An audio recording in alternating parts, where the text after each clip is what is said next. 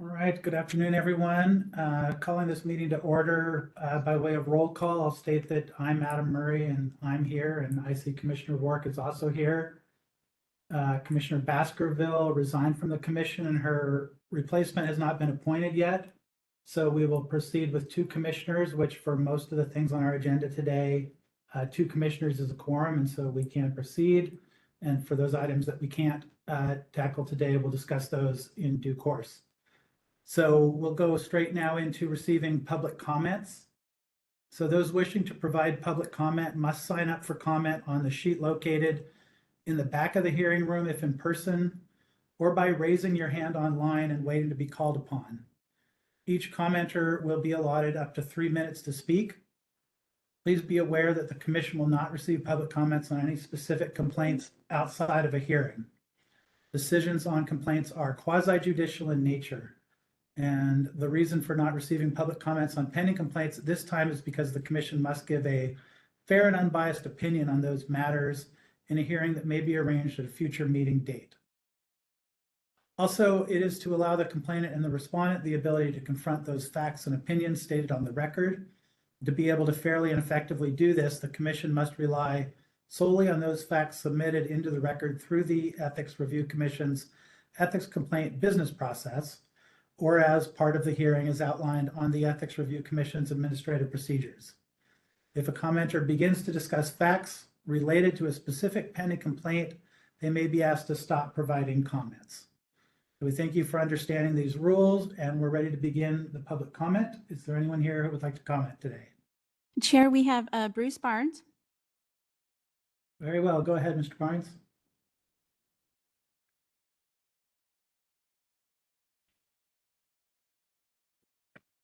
Good afternoon, Chair. My name is Bruce Barnes and other Ethics Review Council members that may remain.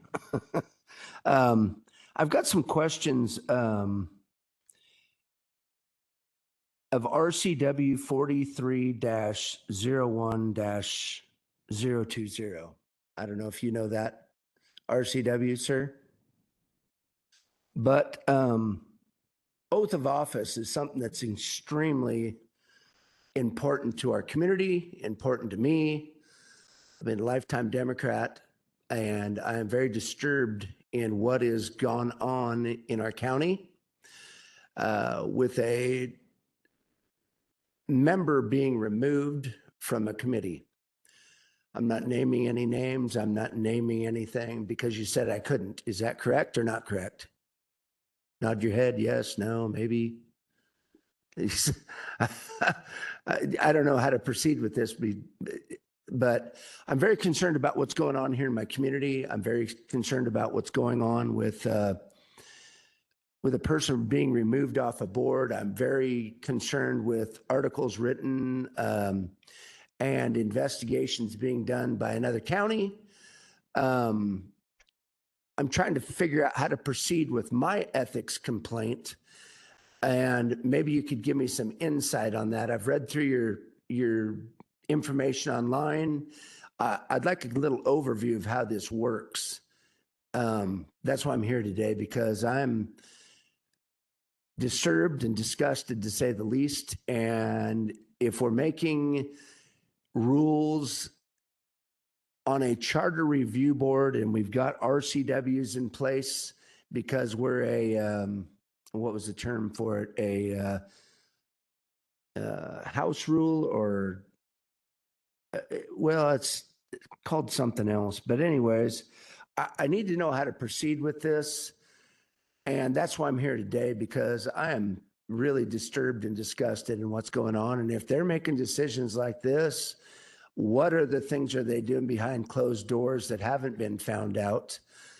That, because politicians, you know, they run on campaign contributions, and they take, I think they're very easily persuaded. I know my dad wasn't. My dad was an honest person that sat up in this seat in front of me, and he looked at everybody as a person and didn't care what party they were belonging to. he just did the best that he could do for all the citizens and the taxpayers of the community. But again, I'm extremely concerned. So I thank you for your time. I guess my time's up. Anyways, if you can let me know what I need to do to proceed with this, I could greatly appreciate it. Thank you so much. Thank you, Mr. Barnes. We take public comments during this time, but I don't understand our authority to extend to being able to answer questions or give directions. So I would direct you to our website, where I think you'll be able to find all the information that you need if you have a specific ethics complaint you'd like to put before us. Is there anyone else who would like to give a public comment? Yes, Chair, we do have a couple of folks online. Okay.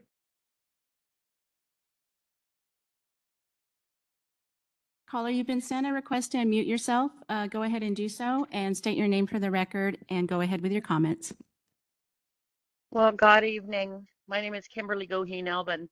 I concur with the citizen that just spoke. We are in a sanctuary county, and if I'm not mistaken, I read where you guys just started this ethics commission about in 2022. I kind of find that disturbing. We should have had it well before this. Maybe there was something else. Also, the people that are there seem to be very much tied into our local government in one fashion or another. I would like to submit and ask you to tell me also and answer me that we need to have more public citizens involved. They're on the board. I would suggest 5 people. Might be kind of hard to find.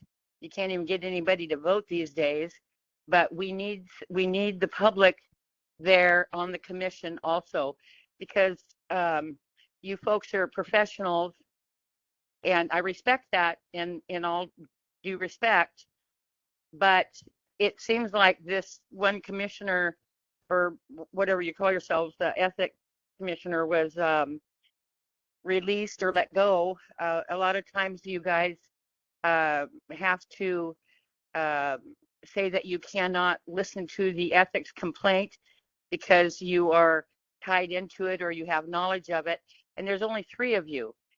So I'm going to suggest, and I'd like to know the legal answer to what we can do to have citizens be involved in this. That's very important. The last citizen mentioned his father and was fair and just and could understand both sides. And so that's what I think we need. Also, it would have been good to maybe hear the complaint today and then have public comment. It's kind of a hard situation where we like to speak, but we really don't know what we're speaking on, because on your agenda, it only has a number listed as to what it is. And I don't have a clue what that is. I probably could have looked it up, maybe not. You have a 2025, which is the year -09. So I think on your agendas, I would like to see a little bit more information on what it is. You're going to be speaking about it anyway. Put it on your agenda. And also, I would like to suggest that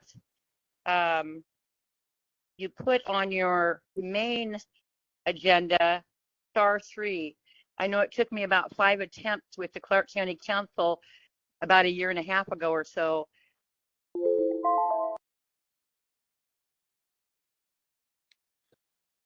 Okay, thank you for those comments. I will state just a couple of facts. One is that none of the commissioners are government employees. And I also would direct you back to our website, as I did with the previous commenter, where you'll see the rules under which we operate, and that we do not take comments and questions or facts about the complaints that we're going to address as public comments. So if you have a specific ethics complaint, I think you'll find all the information you need on our website. Do we have anyone else for public comment? We do, Chair. We have one more person online. Excellent. Go ahead, please. Caller, you've been sent a request to unmute yourself. Please do so. State your name for the record and go ahead with your comments.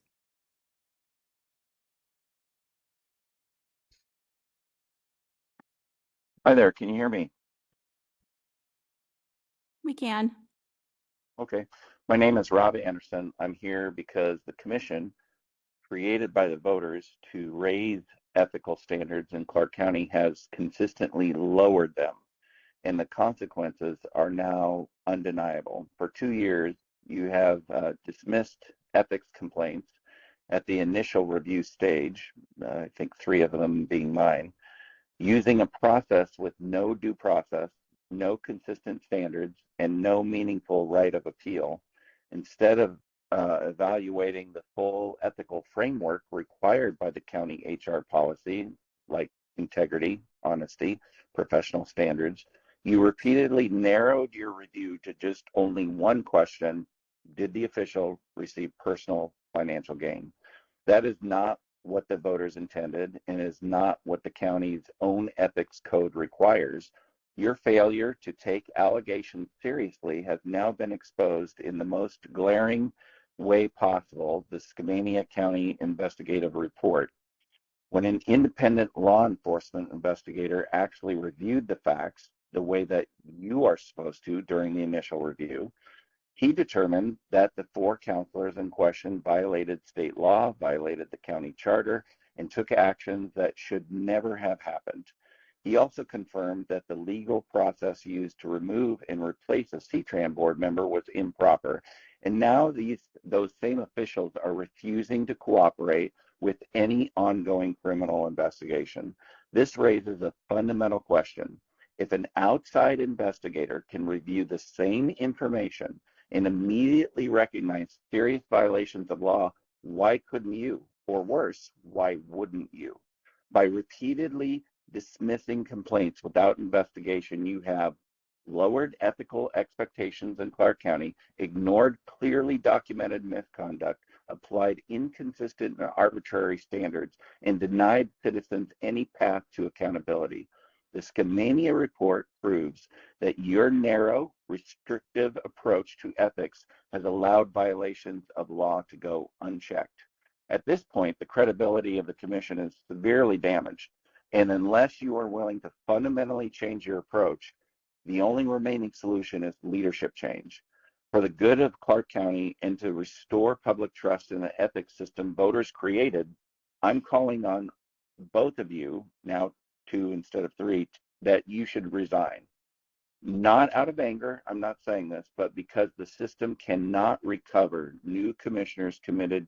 We need new commissioners committed to transparency, due process, and the full ethical standards required, not just a narrow financial gain test that you've relied on. Clark.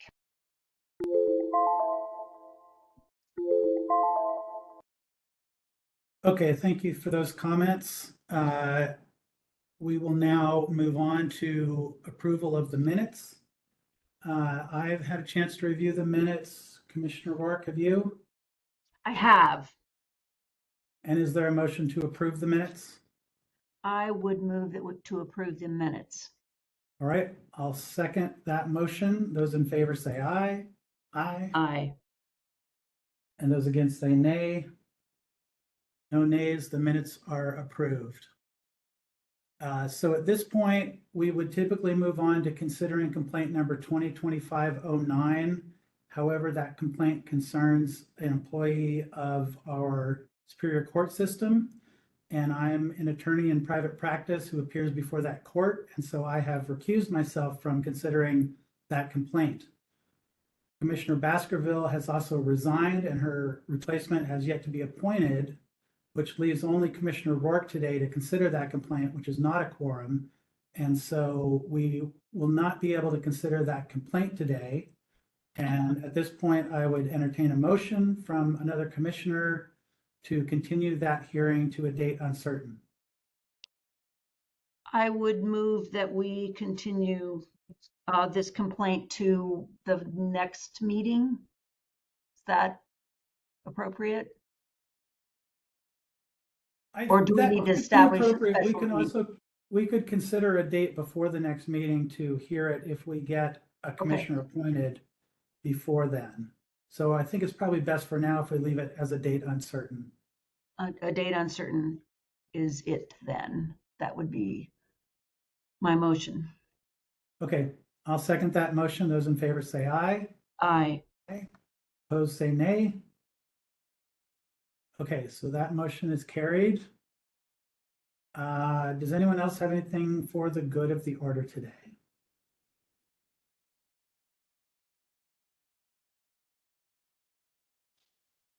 Okay, hearing none, then I think we're done with our business for today and we can adjourn. So we will wait to hear from the county about potentially getting another commissioner on board and considering complaint 2025-09 before our next meeting. Otherwise, I'll see you all in February. That sounds good. Thank you very much. All right, thanks, everybody. Bye.